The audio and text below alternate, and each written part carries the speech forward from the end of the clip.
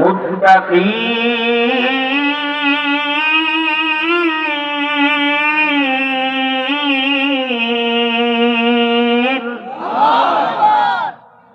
এই কথাটা কার? আল্লাহ বলে বান্দা শুনে নাও, যালিকাল কিতাব বলে এটা এমন একটা কিতাব, এই কিতাবের মধ্যে লা রাইবা ফীহি হুদাল লিল মুত্তাকিন। লা রাইবা ফীহি বলে এই কিতাবের মধ্যে কোনো ভুল নাই, কোনো ভুলের সম্ভাবনা নাই। দুনিয়ার যত বড় বড় রাইটার, বড় বড় লেখক সবাই কিতাব লেখার বা কোনো বই লেখার পর প্রথম পৃষ্ঠায় অনুরোধ করে লেখে, বলে লেখকের বাণী। এক নম্বরে লেখকের বাণী হলো, ভাইরা আমি আমার যে কিতাব বা যে বইটি লিখলাম আপনাদেরকে পুরস্কার দিলাম। বলে আমি একজন মানুষ, এই কিতাব লিপিবদ্ধ করতে গিয়ে আমি অনেক সময় অনেক জায়গায় হয়তো ভুল করেছি। আমি মানুষ, আমার নজরে ভুলগুলো ধরা নাও করতে পারে, তবে আপনাদের কারো নজরে যদি আমার ভুলগুলো ধরা হয়ে যায়, মেহেরবানি করে আমাকে আমার ভুলগুলো শুধরে দিবেন, জানাইয়া দিবেন। পরবর্তী সংস্কারে আমি আমার ভুলগুলোকে শুধরে নিব। পড়েন সুবহানাল্লাহ। পৃথিবীর জমিনে যত অন্য ধর্মগ্রন্থ আছে, কোন ধর্মগ্রন্থ ভুল ছাড়া নয়। এক ধর্মের মধ্যে অনেকগুলো কিতাব, অনেকগুলো বই, যেই বইগুলো একটা আরেকটার সাথে সাংঘর্ষিক। শুধু ইসলাম ধর্মের মধ্যে এমন এক কিতাব, আল্লাহ তাআলা এই কিতাবটা আপনার জন্য আমার জন্য নাযিল করে বলে, বান্দা শুনে নাও, লা রাইবা ফীহি। এই কিতাব শুরু থেকে শেষ পর্যন্ত যত পড়বা তত ঈমান বাড়বে, যত পড়বা তত ঈমান বাড়বে, যত তিলাওয়াত করবা তত ঈমান বাড়িয়ে দিবেন কে? কুরআনুল কারীম পড়লে বা শুনলে ঈমান বৃদ্ধি পায়, প্রমাণ আছে না নাই? আল্লাহ রাব্বুল আলামিন আল্লাহ তাআলা কুরআনুল কারীমের মধ্যে বলেন, ইন্নামাল মুমিনুনা আল্লাযীনা ইযা যুকিরাল্লাহু ওয়াজিলাত কুলুবুহুম ওয়া ইযা তুলিয়াত আলাইহিম আয়াতুহু যাদাতহুম ঈমানা। বলে ঈমানদারদের সামনে, মুত্তাকিদের সামনে আল্লাহ নিজে বলে, আল্লাহ অন্য কাউকে দিয়ে বলায় না।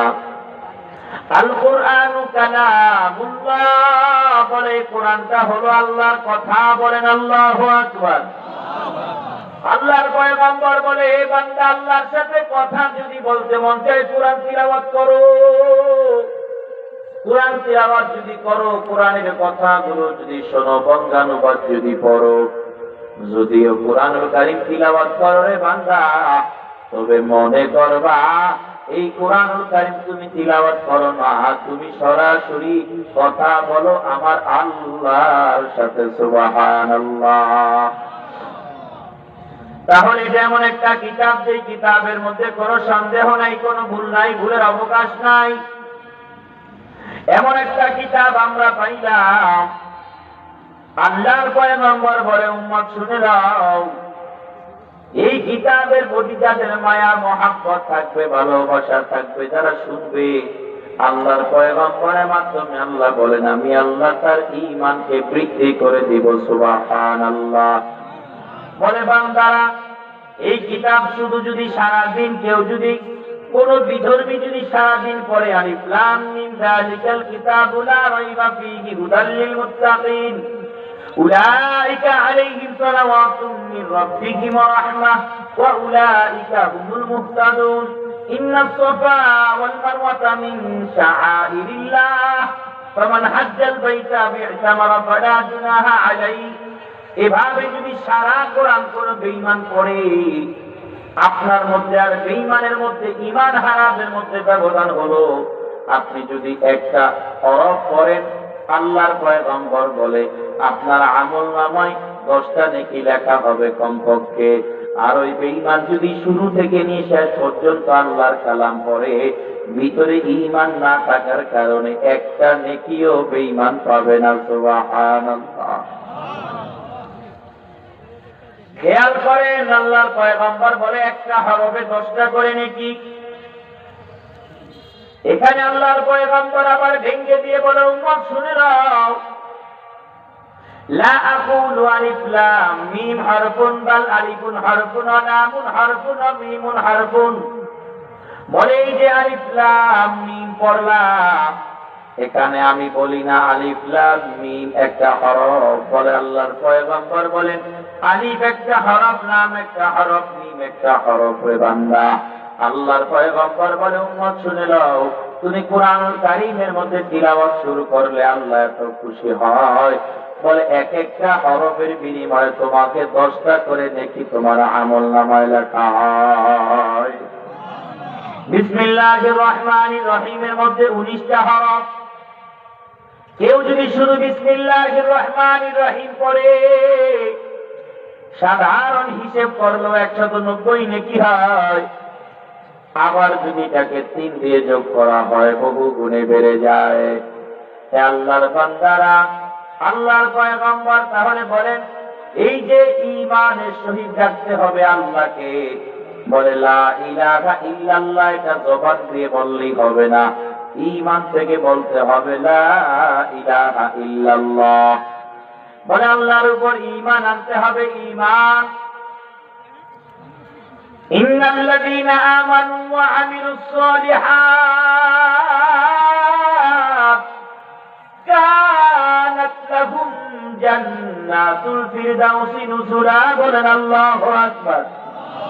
আল্লাহর পয়গম্বরের মাধ্যমে কুরআনুল কারীম তিলাওয়াতের মাধ্যমে আল্লাহ জানায়, ও পয়গম্বর আপনি বলে দেন, ইন্নাল্লাযীনা আমানু ওয়া আমিলুস সালিহাত, নিশ্চয়ই যারা আমি আল্লাহর উপর ঈমান আনার মতো ঈমান এনেছে, ওয়া আমিলুস সালিহাত, বলে ঈমান আনার পরে নেক আমল করেছে, নেক আমল ছাড়ে নাই, নামাজ ছাড়ে নাই, রোজা ছাড়ে নাই, মা বোনেরা পর্দা ছাড়ে নাই, টাকাওয়ালারা হজ্জে বাইতুল্লাহ ছাড়ে নাই, এই যৌবনওয়ালারা ইসলামের শাসন প্রতিষ্ঠা করার মেহনত ছাড়ে নাই, কালিমার আওয়াজ বুলন্দ করা বন্ধ করে নাই, দাড়ি ছাড়ে নাই, এইভাবে টুপি ফালায় নাই, জুব্বা ফালায় নাই, সুন্নতের পোশাক ফালায় নাই।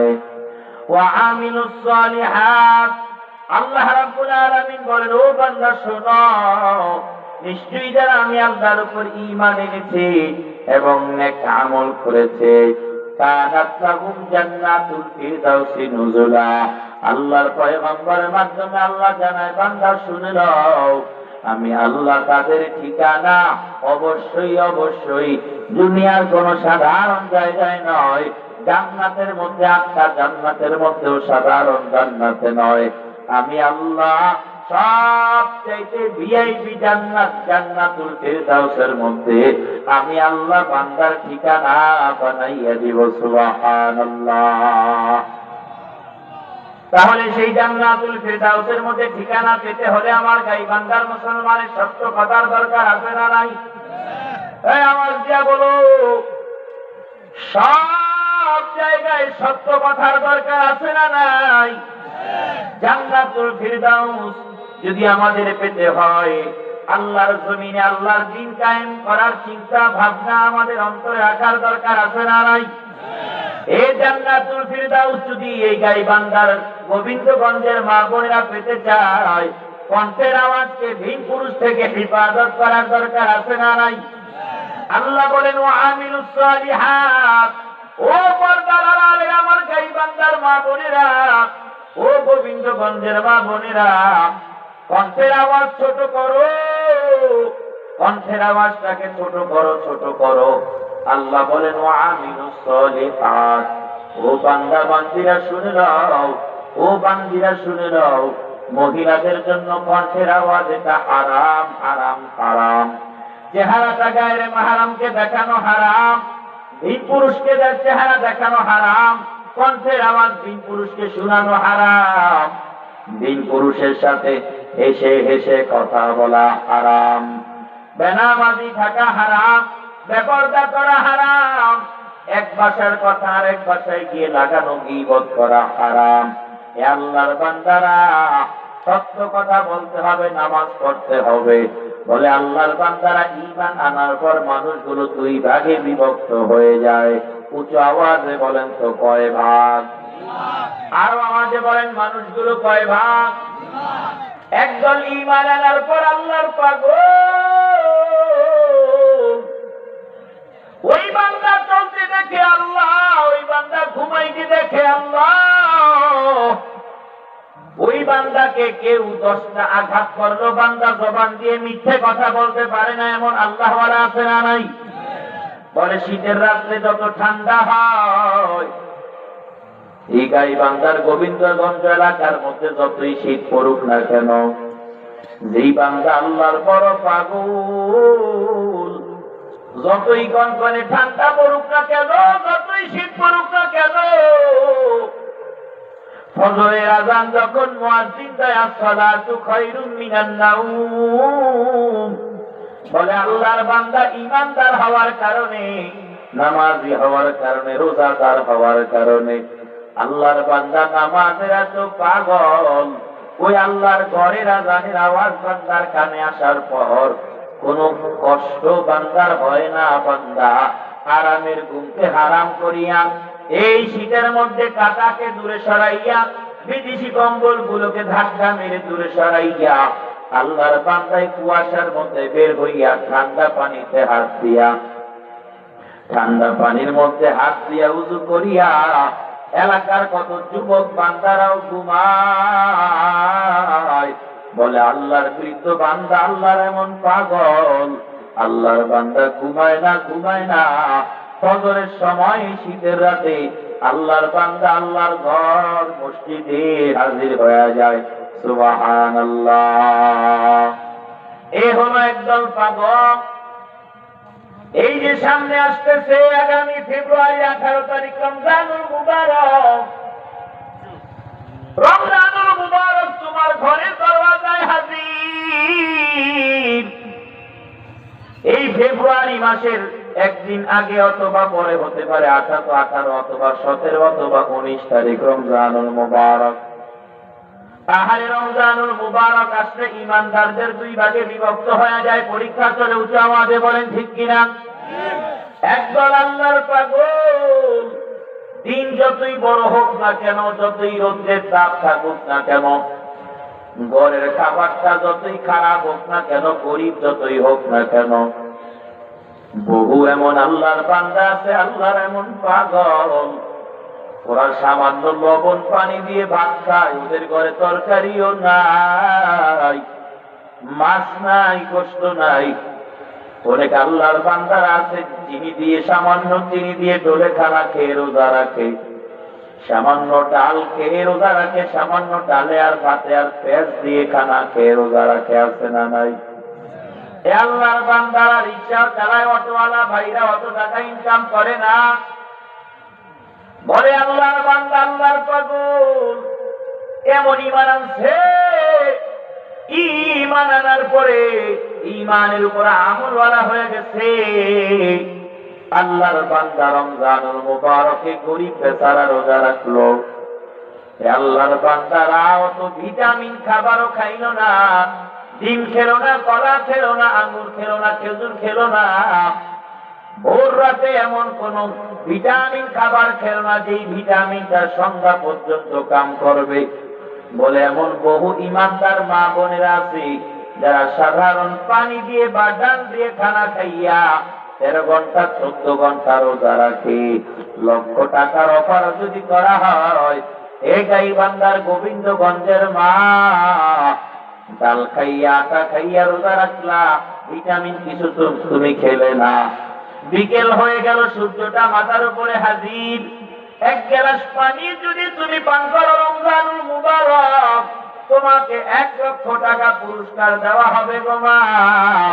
এ আল্লাহর বান্দারা, এই গাইবান্ধার গোবিন্দগঞ্জের আমার যুবক ভাইরা, বৃদ্ধ বাবারা, পর্দার আড়ালের মা বোনেরা, ওরা ঈমানের এত পাগল, ওরা রোজার এত পাগল, ও আল্লাহর বান্দাকে ধমক দিয়ে বলে 1 লক্ষ টাকা নয়, সারা পৃথিবীটা যদিও আমাকে লিখে দেওয়া হয়, আল্লাহর জন্য রাখা রোজা, আমি আল্লাহর বান্দা বা বান্দি, আল্লাহর জন্য রাখা রোজা আমি কিছুতেই ভাঙতে পারবো না।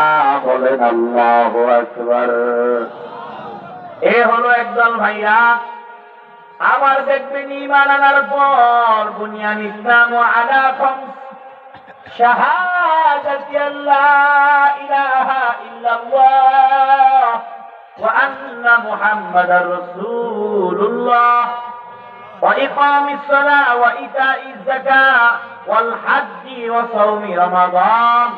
বলে ঈমান আনার পর কয়েকটা জিনিস ফরজ হয়। বলে বান্দা যৌবনারা বান্দা বাবার টাকার অভাব নাই, বাবার গাড়ি বাড়ির অভাব নাই, ঘরের মধ্যে ভিটামিন খাবারের অভাব নাই, ডিমের খাবারের অভাব নাই, খেজুরের অভাব নাই, বড় বড় মাছ মাংসের অভাব নাই। ভোর রাতে বান্দা এমন মাছ মাংস খাইয়া রোজা রাখলে কষ্টটা কম হয়। কিন্তু এমন বহু যুবক পাওয়া যায় ঘরের মধ্যে খাবারের যদি অভাব নাই, কিন্তু তবু আল্লাহর বান্দা রোজাটা রাখে না। ওই গোবিন্দগঞ্জের বাজারে যাইলে আপনারা দেখবেন কিছু দোকান আছে, কিছু হোটেল আছে, কালো কাপড় দিয়ে সামনে এমন পর্দা করে, আর পেছনে যাইয়া মুসলমানের সন্তানেরা সিরিয়াল ধরে টেবিলের মধ্যে বসে বসে খায়, আছে না নাই? তাহলে ইমানদার দুই ধরনের। বলে একদল ঈমান আনার পরে মেহনত করে করে ঈমানটাকে তাজা করে। এই সব কথাগুলো হলো তিন প্রকার, এগুলো মনে রাখতে হবে, এগুলো তাফসীরের কথা। বলে যারা বলে লা ইলাহা ইল্লাল্লাহ কোরআন হাদিসের ভাষায় তাদেরকে বলা হয় মুমিন। আর যারা ঈমান আনার পর ঈমানের উপরে মেহনত করে করে করে করে আমলগুলো করে তাদেরকে বলা হয় মুসলিম। পড়েন সুবহানাল্লাহ। আর এই ইসলামের লাইনে বা আমলের লাইনে পার্সোনাল আমল করে নফল ইবাদত করে করে করে করে যারা চূড়ান্ত ডিগ্রি অর্জন করে কোরআন সুন্নাহর ভাষায় তাদেরকে বলা হয় মুহসিন। সুবহানাল্লাহ। মুমিন, মুসলিম, মুহসিন। বলে মুমিন হইলে জাহান্নাম থেকে বাঁচা যাবে না, মুহসিন হইলে বাঁচার সম্ভাবনাও আছে, আবার আটকানোর সম্ভাবনাও আছে। তবে যারা মুহসিন হয়, আল্লাহ তাআলার ওলি যারা হয়, বুজুর্গ যারা হয়, আল্লাহ নিজ জিম্মাদারিতে তাদেরকে জাহান্নাম থেকে বাঁচাইয়া আল্লাহর জান্নাতে পৌঁছাইয়া দেয়। সুবহানাল্লাহ। আল্লাহ রাব্বুল আলামিন সূরাতুল বাকারা কোরআনুল কারীমের মধ্যে 114 খানা সূরার মধ্যে কোরআনুল কারীমের প্রথম পারার সূরাতুল ফাতিহা সহকারে দ্বিতীয় সূরার নাম সূরাতুল বাকারা। এই সূরাতুল বাকারার 13 নম্বর আয়াতে আল্লাহ রাব্বুল আলামিন কত সুন্দর করে বলেন, ওয়া ইযা ক্বিলা লাকুম আমিনু কামা আমানান নাস। আল্লাহ তাআলা কত সুন্দর করে বলে, ও বান্দা, মক্কার মুশরিকরা যখন আবু বকর, ওমর, ওসমান, আলী রাদিয়াল্লাহু তাআলা আনহুমাকে ঈমান অবস্থায় পাইল, আল্লাহ তাআলা খেয়াল করে দেখেন মক্কার মুশরিকরা আবু বকর, ওমর, ওসমান, আলীকে গালি দেয়, মন্দ বলে। ঈমান আনবো কাদের মতো? আল্লাহর পয়গম্বরকে জিজ্ঞাসা করে আল্লাহ তাআলা কোরআন কারীমের মধ্যে সূরাতুল বাকারার 13 নম্বর আয়াতে বলেন, পয়গম্বর আপনি বলে দেন, আমিনু কামা আমানান নাস। ও মক্কার মুশরিকরা, কার মতো ঈমান আনবা জানতে চাও? অন্য কার মতো ঈমান আনা লাগবে না। ঈমান আনো আমার সাহাবায়ে কেরাম যেমন ঈমান আনছে। পড়েন সুবহানাল্লাহ।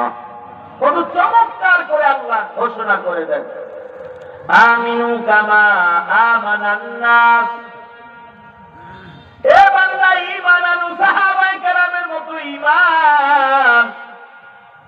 বলে সাহাবায়ে কেরামের মতো ঈমান আনলে কি হবে? বলে সাহাবায়ে কেরাম যেমন ঈমান আনার পর আর কুফরিতে ফিরে যায় নাই। সাহাবায়ে কেরাম ঈমান আনার আগের হালত আর পরের হালত এক নয়। ঈমান এনেছে হযরত আবু বকর রাদিয়াল্লাহু আনহু। বলে ঈমান আনার পর আল্লাহর পয়গম্বরকে বলে, ও পয়গম্বর, কালিমার দাওয়াত গোপনে গোপনে দেয় সাহাবায়ে কেরাম, কালিমার দাওয়াতটা কি প্রকাশ্যে দেওয়া যায় না রে পয়গম্বর?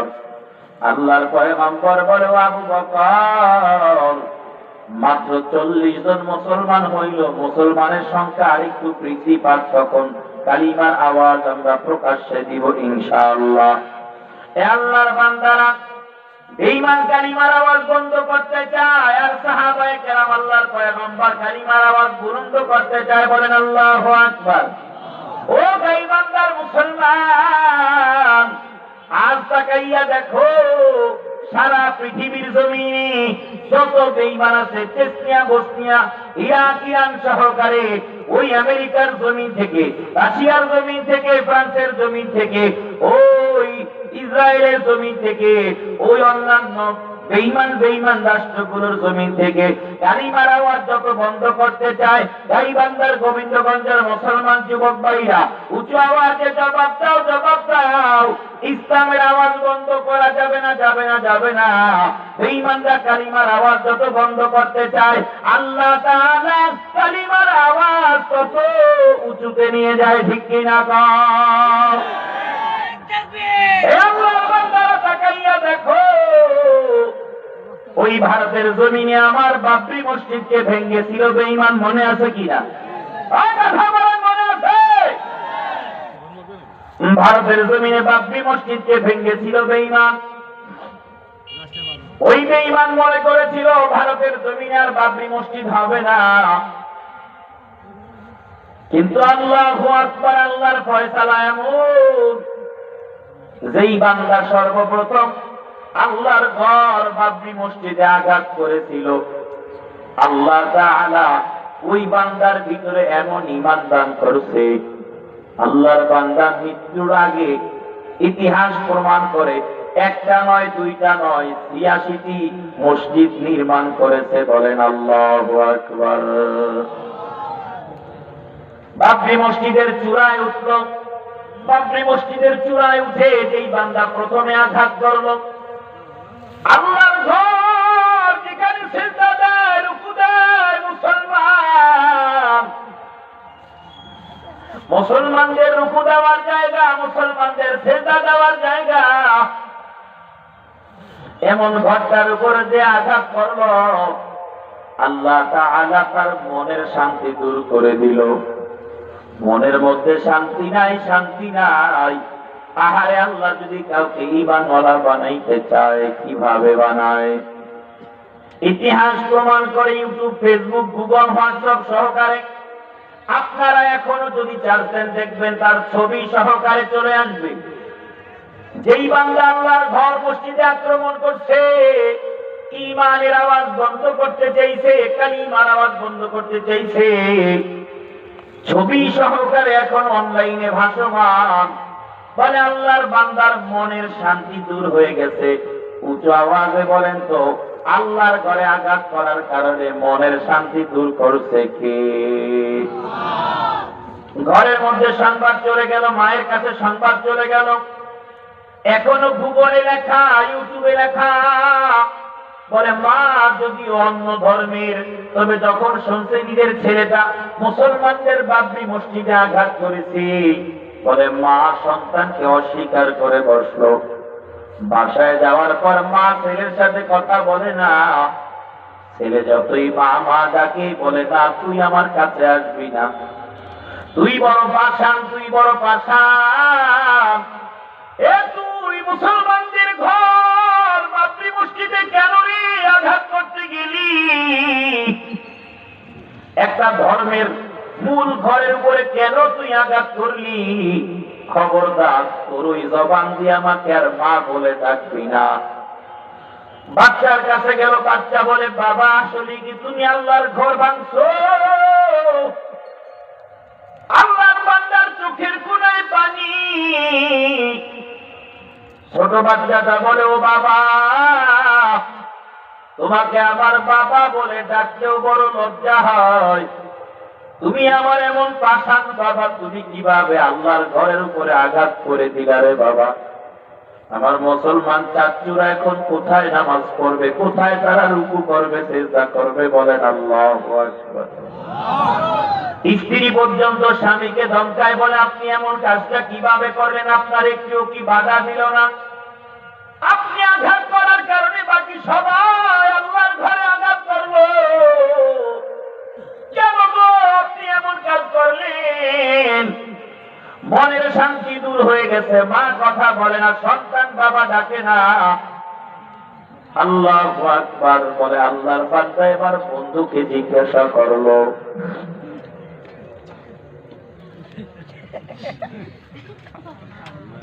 হাসেন কেন? ওনার যে সমস্যা আছে আপনারাও জানেন, আমিও জানি। এখানে হাসার কি আছে? আপনি যে এখান থেকে বাসায় ভালোভাবে যাবেন সেই গ্যারান্টি আছে? তো হাসেন কেন? এটা 5 টাকা না, এটা 5,000 কোটি টাকার সমান বরকত। হাসেন কেন?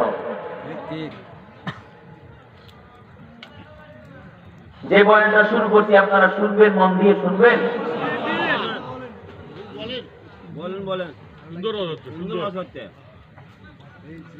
ঈমানের মেহনতের কথাগুলো বলতেছি। কাকে আল্লাহ কোন উসিলায় ঈমান দেয়, কাকে আল্লাহ কোন উসিলায় নাজাত দেয় কেউ জানে না। আল্লাহর বান্দা বন্ধুর সাথে পরামর্শ করলো, ও বন্ধু, মা কথা বলে না, বাবা কথা বলে না, সন্তান কথা বলে না, আমার বিবিও কথা বলে না, কেমন করব? বলে আল্লাহর ঘর, মুসলমানদের ঘরের উপরে তুমি আঘাত করছো। ও বন্ধু আমার, যাও মুসলমান একজন আলেমের কাছে গিয়ে তার সমাধান জিজ্ঞাসা করো। সুবহানাল্লাহ। ইন্নাকা লা তাহদি মান আহবাবতা ওয়ালাকিন্নাল্লাহা ইয়াহদি মান ইয়াশা, ওয়ালাকিন্নাল্লাহা ইয়াহদি মান ইয়াশাউ ইলা সিরাতিম মুস্তাকিম।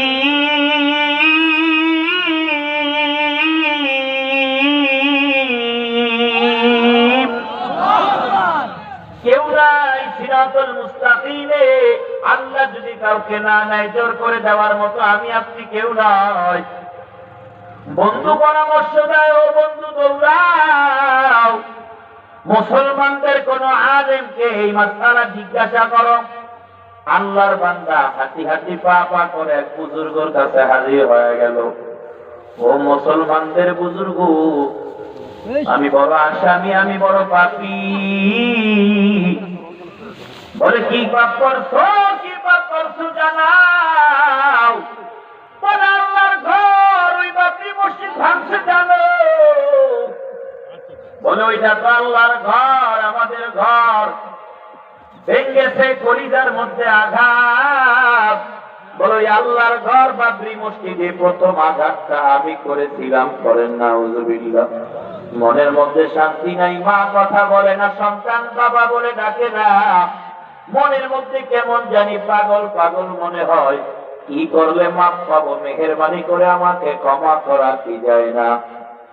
আল্লাহর ওই বুজুর্গ ডেকে বলে, রে যুবক, আমার ঘর ভাঙবো না, আমার কাছে ক্ষমা চাইয়া কোনো লাভ নাই।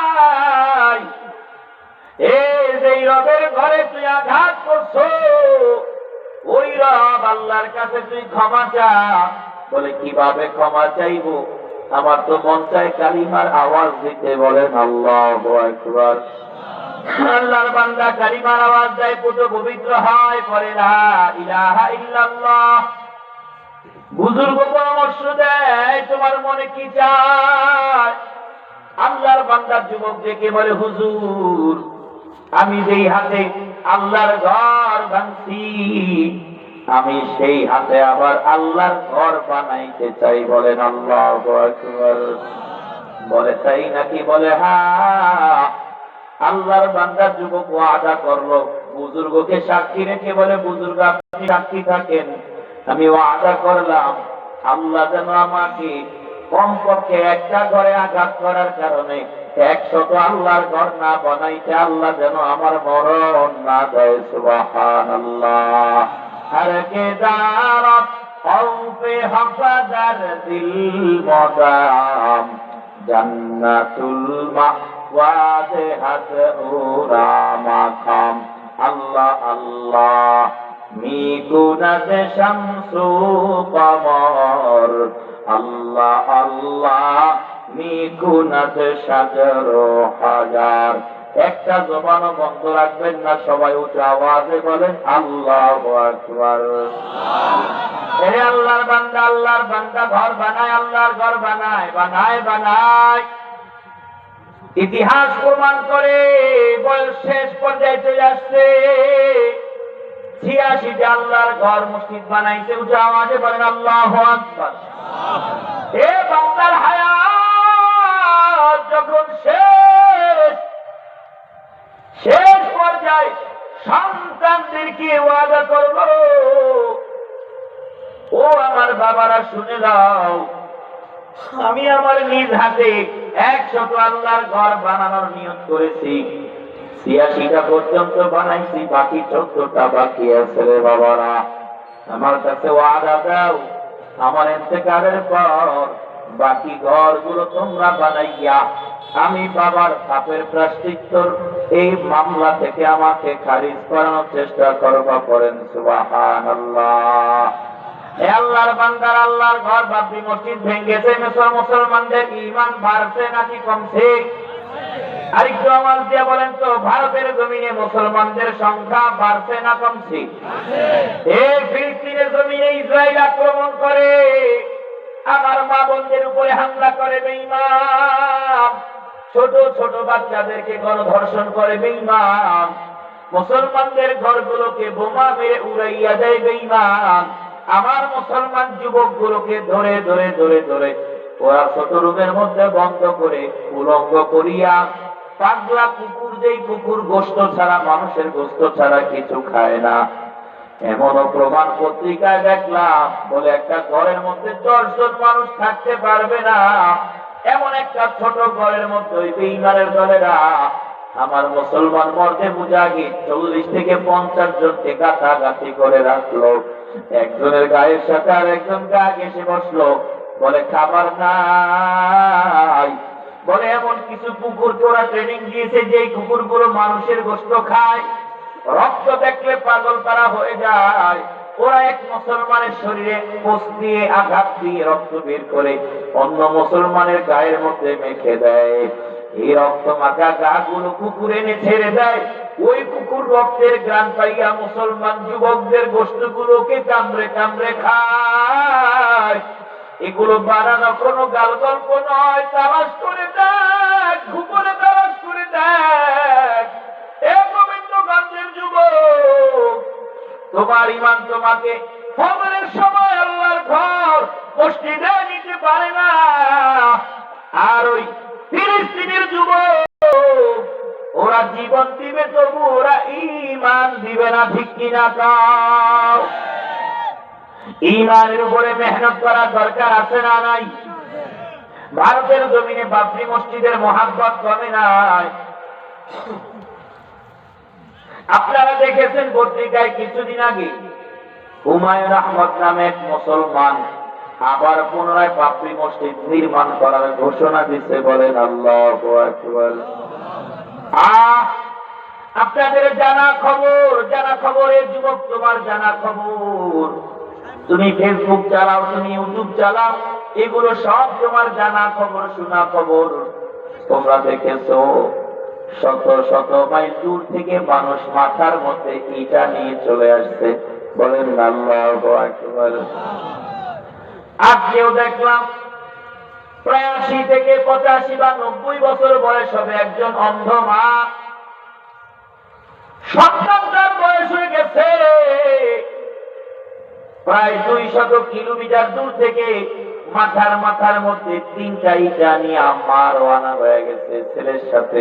সুবহানাল্লাহ। বলে মার চোখ নাই, মা চোখে দেখে না, সন্তানের হাতটা ধরে ধরে ধরে ধরে ধরে ধরে বাবরি মসজিদ নির্মাণ করার জন্য ইটা নিয়ে রওনা হয়। সাংবাদিকরা জিজ্ঞাসা করে, ও মা, কত দূর থেকে আপনি আসছেন? বলে আমি বহু দূর থেকে হাজির, আমার বাড়ি অমুক এলাকায় অমুক রাজ্যে। বলে এত দূর থেকে আপনি কিভাবে এসেছেন? বলে আমার সন্তানের হাত ধরে হেঁটে হেঁটে আজ 3 দিন পর্যন্ত হেঁটে হেঁটে আমি বাবরি মসজিদে ইটা দেওয়ার জন্য চলে আসছি। বলেন আল্লাহু আকবার। সাংবাদিকরা জিজ্ঞাসা করে, মা চোখে দেখেন না অন্ধ আপনি, কেমন করে চিন্তাইটা মাথায় নিয়ে 3 দিন পর্যন্ত হাঁটেন। ওই অন্ধ মা কান্না করে আর বলে, ও ভাই, আমার 80 থেকে 85 বা 90 বছর বয়স চলে, আমি আর বাঁচবো কয়দিন, বাঁচবো কয়দিন। ওই বাবরি মসজিদে আঘাত করে বেঈমানরা ভেঙে দিয়েছে, আবার নতুন করে বাবরি মসজিদ নির্মাণ হচ্ছে। এই মসজিদের মধ্যে যদি আমার একটা অংশ আমি রেখে যেতে পারি, সাংবাদিকদেরকে বলে, ভাই, কিয়ামতের ময়দানে যখন আল্লাহ আমাকে ঈমানের ব্যাপারে জিজ্ঞাসা করবে, ও বান্দি দাঁড়াইয়া বলো, কি আমল নিয়ে তুমি আসছো? আমার যদি কোনো আমল নাই, আমি আল্লাহকে কিয়ামতের ময়দানে বলবো, আল্লাহ, আমি চোখে দেখি না, আমি অন্ধ, ও দয়াময় মায়াময় আল্লাহ, আপনার ঘর বাবরি মসজিদ নির্মাণ করার সময় আল্লাহ আপনি কি দেখেন নাই আমি কত দূর থেকে, আমি অন্ধ মানুষ, আমি মাথার মধ্যেই জানিয়া হেঁটে হেঁটে এসেছি। আয় আল্লাহ, আমার কোন আমল যদি কবুল না হয়, এই ইটা টানার উসিলায়, এই বাবরি মসজিদের জন্য ইটা আমি অন্ধ অবস্থায় আনার উসিলায় মেহেরবানি করে আমার জিন্দেগীর সব গুনাহগুলোকে আপনি ক্ষমা করে দেন। সুবহানাল্লাহ। এ আল্লাহর বান্দারা, তাহলে মসজিদ মাদ্রাসার জন্য আমাদের ঈমানের একটা আওয়াজ আছে না নাই? আল্লাহ তাআলা বলেন, ঈমান আনো সাহাবায়ে কেরামের মতো ঈমান। সাহাবায়ে কেরামের মতো ঈমান বলে, কোন সাহাবীর মতো ঈমান? আমি হাদিস থেকে একজন সাহাবীর ঈমানের উদাহরণ দিয়ে আলোচনা শেষ করব ইনশাআল্লাহ। আমার আলোচ্য বিষয় হলো ঈমানের উপরে মেহনত। ঈমানের উপরে বান্দা যত মেহনত করবে, বান্দার সব লাইনে ঈমান তত বৃদ্ধি পাবে। আর যেই বান্দার ঈমানের উপরে মেহনত নাই, ওই বান্দার ঈমান আস্তে আস্তে ডাউন হতে থাকবে। পড়েন নাউজুবিল্লাহ। আল্লাহর পয়গম্বরের সাহাবী যাদেরকে নিয়ে আল্লাহ খেয়াল করেন, হাদিস থেকে উসুলুল গাবাত নামক কিতাবের মধ্যে আছে, আল্লাহর পয়গম্বর মক্কা থেকে মদিনায় হিজরত করলেন। যে সমস্ত সাহাবায়ে কেরাম আল্লাহর পয়গম্বরের সাথে মক্কা থেকে মদিনায় হিজরত করলো, তাদেরকে বলা হয় মুহাজির। মুহাজির সাহাবী বলা হয়। আর যে সমস্ত সাহাবায়ে কেরাম মদিনাতুল মুনাওয়ারায় ছিল, আল্লাহর পয়গম্বর এবং মুহাজির সাহাবায়ে কেরামকে সহযোগিতা করেছে, তাদেরকে বলা হয় আনসার। মক্কা থেকে মদিনায় যাওয়ার পর পয়গম্বর আমার নিজে অনেকগুলো জিহাদে শরীক হলেন। এমন কোন এক যুদ্ধে মক্কা মদিনাতুল মুনাওয়ারা থেকে পয়গম্বর রওনা, আল্লাহর পয়গম্বরের সাথে মদিনা এবং মুহাজির এবং আনসারী সাহাবায়ে কেরাম হাজির। মুহাজির এবং আনসার দুই গ্রুপ সাহাবায়ে কেরাম নিয়ে আল্লাহর পয়গম্বর কি দল বানাইলেন, যুদ্ধের ময়দানে রওনা। তবে মুসলমানদের যুদ্ধে আমার দিকে তাকান। মুসলমানদের যুদ্ধের নিয়ম হলো, জিহাদের ময়দানে কোন শিশুকে হত্যা করা যাবে না, জিহাদের ময়দানে কোন নারীকে হত্যা করা যাবে না। পড়েন সুবহানাল্লাহ। জিহাদের ময়দানে কোন নারীকে হত্যা করা যাবে না। যুদ্ধ চলতেছে, বলে বেঈমান আর মুসলমানদের মধ্যে যুদ্ধ চলতেছে। তবে অনাকাঙ্ক্ষিত ভাবে এক মুসলমান মুশরিকের স্ত্রী ও যুদ্ধে শহীদ হয়ে গেল, হত্যা হয়ে গেল, মারা গেল। আল্লাহর পয়গম্বর সাহাবায়ে কেরাম যুদ্ধে বিজয় লাভ করলেন। আল্লাহর পয়গম্বর সাহাবায়ে কেরামদেরকে নিয়ে মদিনায় রওনা। ওই যে দুশমনের স্ত্রী মারা গেছে, ওই দুশমন ছিল তীরন্দাজ, তীর মারতে পারে ভালো। দুশমন প্রতিশোধ নেওয়ার জন্য সাহাবায়ে কেরামের পিছে পিছে রওনা। আল্লাহর পয়গম্বর মদিনাতুল মুনাওয়ারার কাছাকাছি আসলেন। মদিনাতুল মুনাওয়ারার কাছাকাছি এসে আল্লাহর পয়গম্বরের আদত ছিল, রাত্র হয়ে গেলে আর আল্লাহর পয়গম্বর মদিনার শহরে প্রবেশ করতেন না। রাত্র হয়ে গেল, আল্লাহর পয়গম্বর মদিনা থেকে কিছু দূরে অবস্থান করলেন, তাঁবু গাড়লেন। পয়গম্বর সাহাবায়ে কেরামদেরকে নিয়ে রাতের গভীরে ভাষণ দেয়, ও আমার সাহাবায়ে কেরাম শুনে নাও, যুদ্ধের ময়দান থেকে সবাই এসেছো, তোমরা সবাই ক্লান্ত আমি জানি, তবে এমন কোন কোন সাহাবী আছো এই রাতের ময়দানে, এই রাতের বেলা আল্লাহর মুজাহিদদেরকে তোমরা পাহারা দিবা, এমন কে কে আছো? সুবহানাল্লাহ। ওই দিক থেকে দুশমন যার স্ত্রী মারা গেছে সে প্রতিশোধ নেওয়ার জন্য কাছাকাছি চলে আসলো। আল্লাহর পয়গম্বরের ঘোষণা শুনে আব্বাস বিন বিশির নামে একজন সাহাবী দাঁড়াইয়া যায়, ও পয়গম্বর, আমার যতই কষ্ট হোক না কেন আমি সারা রাত আল্লাহর পয়গম্বরের আল্লাহর মুজাহিদদেরকে পাহারা দিতে চাই। আল্লাহর পয়গম্বর তার সাথে আরেকজন সাহাবীকে দিয়ে দিলেন। বাকি সব সাহাবীরা ঘুমায়। বলে আব্বাস বিন বিশির এবং অন্য সাহাবী পাহারা দেয়। অনেক সময় পর আব্বাস বিন বিশির আমল দ্বারা পরিচিত ছিল আব্বাস। আব্বাস বিন বিশির অন্য সাহাবীকে ডেকে বলো, সাহাবী ভাই, এত বড় রাত্র, সারা রাত দুইজন মানুষ সজাগ থেকে কোনো লাভ নাই, এর চাইতে ভালো হয় আধা রাত তুমি পাহারা দাও আর আধা রাত আমি পাহারা দিই। বলে হ্যাঁ।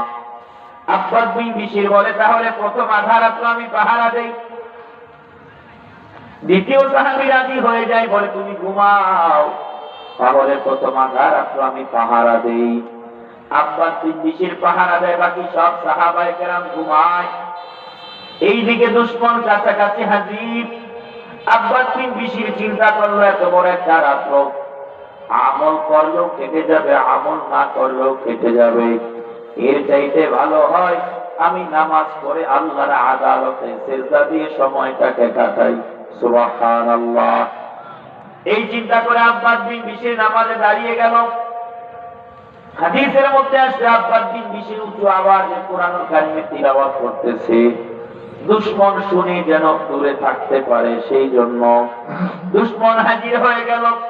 দুশমন তীর এইভাবে ধনুক থেকে তীর বের করলো। কোথায় সাহাবায়ে কেরামের অবস্থান বুঝার চেষ্টা করতেছে দুশমন। অনেকক্ষণ পরে শুনলো সাহাবায়ে কেরামের কোরআনুল কারীমের তিলাওয়াত।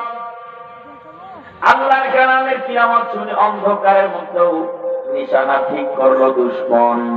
ও আমার গোবিন্দগঞ্জের ভাইরা, ঈমান মজবুত হলে নামাজ কেমন হয়, আমল কেমন হয়, উদাহরণটা দিয়ে মুনাজাত দিয়ে বিদায় হব।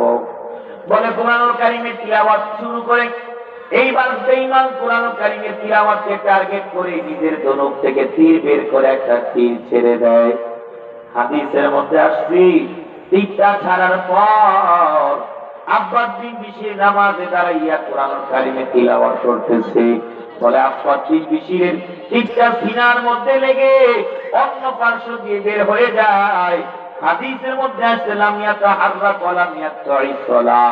বলে আব্বাস নামাজও ছাড়ে না, আব্বাস কোরআনুল কারীমের তিলাওয়াতও বন্ধ করে না। সুবহানাল্লাহ। এরপরে দুশমন আরো একটি তীর মেরে যায়। বলে দ্বিতীয় তীরটি আব্বাসের দ্বিতীয় সিনা ভেদ করে বের হয়ে যায়। আব্বাস লাম ইয়াতাহাররাক ওয়া লাম ইয়াততাইস সালাহ, আল্লাহর কালামের তিলাওয়াতও বন্ধ করে না, নামাজও ছাড়ে না। বেঈমান আবার তৃতীয় তীর মেরে যায়। আব্বাস নামাজও ছাড়ে না, কোরআনুল কারীমের তিলাওয়াতও বন্ধ করে না। এইবার আব্বাস রুকুতে যায়, তিলাওয়াত শেষ হলে রুকুতে যায়, সিজদায় যায়। আব্বাস তাশাহুদ করে সালাম ফিরায়।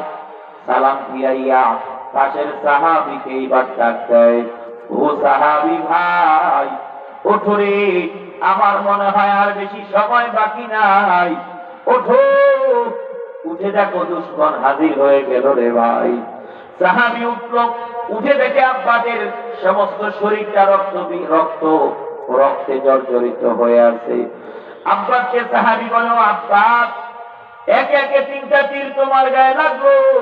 ও আব্বাস, এই রাতের গভীরে সব সোয়াবগুলো তুমি একা কেন নিলে রে আব্বাস? আব্বাস, একটি তীর যখন তোমার শরীরে গেছে তুমি আমাকে ডাকতে পারতে, বাকি দুইটা তীর আমি আমার গায়ে নিতাম, তুমি আব্বাসের গায়ে লাগতে দিতাম না। সুবহানাল্লাহ। আব্বাস ডেকে বলো, সাহাবী ভাই শোনো, আল্লাহর কসম, আমি আব্বাস নামাজের মধ্যে কোরআনুল কারীমের তিলাওয়াতের মধ্যে এত মজা পাইলাম, ঈমান কোন সময় আমার গায়ে তীর মেরেছে, আল্লাহকে সাক্ষী রেখে বলি রে শোনো, আমি আব্বা সামান্য টের পাইলাম না। সুবহানাল্লাহ। এ আমার গাইবান্ধার গোবিন্দগঞ্জের যুবক ভাইরা, এটা হলো ঈমান তাকওয়া। বলে ঈমানের উপরে যে যত মেহনত করবে আর ঈমানটা তত পাওয়ারফুল হবে, পাওয়ারফুল। আর ঈমানের উপরে মেহনত বন্ধ হয়ে গেলে ঈমানটা দুর্বল হয়ে যাবে। মিথ্যে কথা বলবে, গায়ে লাগবে না। চগলখড়ি করবে, গায়ে লাগবে না। মা বোনেরা বেপরদা করবে, গায়ে লাগবে না। এই জন্য এমন একটা নিয়ত কি করা যায় না? ইনশাআল্লাহ এতদিন আমরা যা করেছি করেছি, আজকে থেকে আর মিথ্যে কথা বলবো না, আর নামাজ ছাড়বো না, আর কোন জবান দিয়ে কাউকে গালি দিব না, আর আমরা ঈমান ছাড়বো না। ঈমানের পিছনে মেহনত করে করে ইনশাআল্লাহ মরার আগে আমরা সাচ্চা মুসলমান হইয়া মরবো, এমন নিয়ত আছে কার কার? দুটো হাত তুলে দেখাও। লিল্লাহি তাকবীর। আয় আল্লাহ রাব্বাল আলামিন। এই গাইবান্ধার গোবিন্দগঞ্জ এলাকায় মহাদেবপুর চার মাথা আল কোরআন মাদ্রাসায় আয় আল্লাহ মাহফিল হলো, তাফসীর কোরআন মাহফিল। ঈমানের উপরে আলোচনা করলাম, সাহাবায়ে কেরামের ঈমানের নজরানা পেশ করলাম। মেহেরবানি করে আমাদের ঈমান গুলোকে মজবুত করে দেন, পড়ি আমিন। আল্লাহ ফজরের নামাজে শরীক হওয়ার তৌফিক দেন, 5 ওয়াক্ত নামাজ পড়ার সুযোগ দেন, জবানের মিথ্যে কথা বন্ধ করে দেন, চগলখড়ি বন্ধ করে দেন। আল্লাহ আপনার জমিনে আপনার দিন কায়েম করার জন্য চেষ্টা করার তৌফিক আমাদের সবাইকে দান করেন, পড়ি আমিন। তাশাহুদের শুরুতে বসি, এখন দোয়া হবে ইনশাআল্লাহ। ঈমানের উপরে আলোচনা হলো, আল্লাহ যেন আমাদের ঈমান গুলোকে মজবুত করে দেয়, সকলে পড়ি আমিন। আর মহাব্বতে পড়ি আমিন। তুমি কি কোনো কথা থাকলে বলতে পারেন? আচ্ছা আচ্ছা আচ্ছা,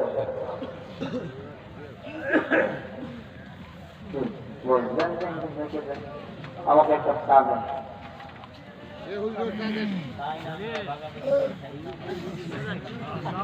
করে